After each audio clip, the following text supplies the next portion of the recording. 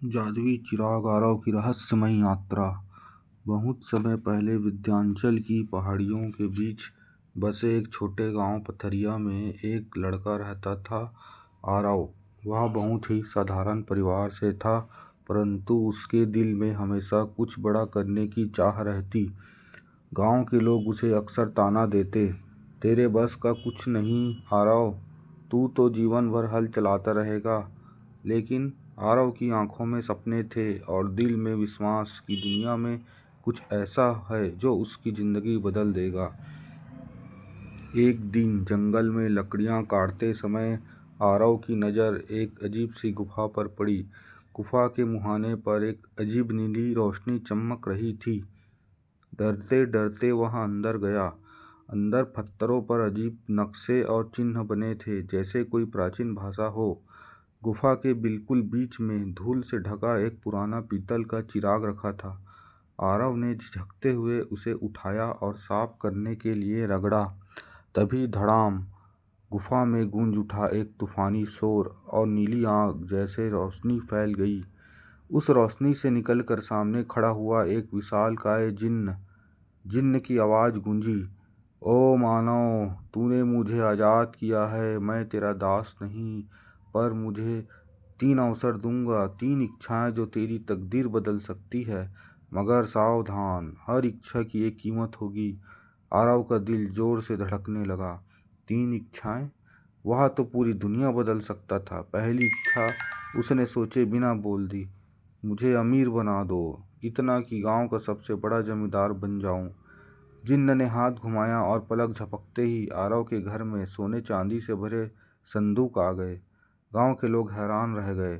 जो लोग उसे गरीब समझते थे, वही अब उसके आगे झुककर सलाम करने लगे। पर धीरे धीरे आरव ने महसूस किया कि उसके रिश्तेदार और दोस्त अब उसे सिर्फ पैसों के लिए चाहते हैं।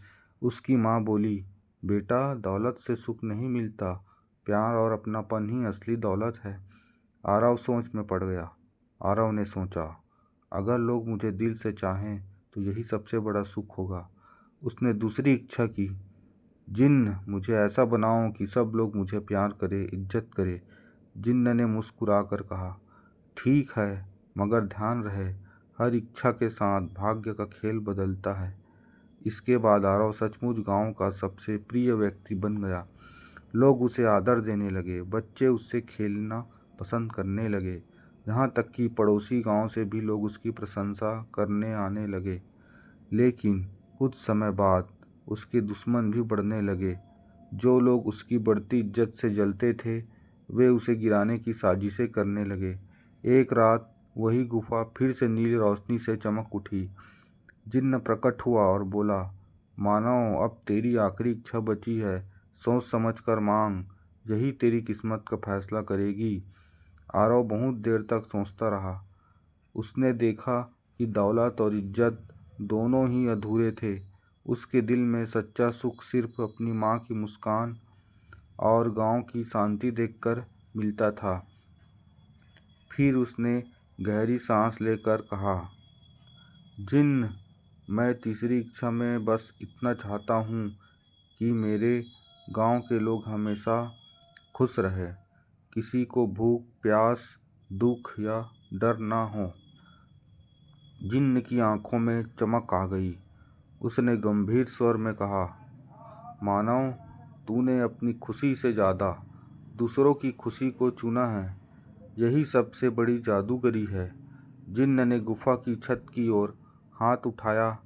अचानक आसमान में बादल छा गए और बरसों से सूखी जमीन पर बारिश होने लगी। खेत हरे भरे हो गए, गांव में खुशहाली लौट आई। इसके बाद जिन्न ने मुस्कुराकर कहा, अब मेरा समय पूरा हुआ। मैं इस चिराग में सदा के लिए सो जाऊंगा।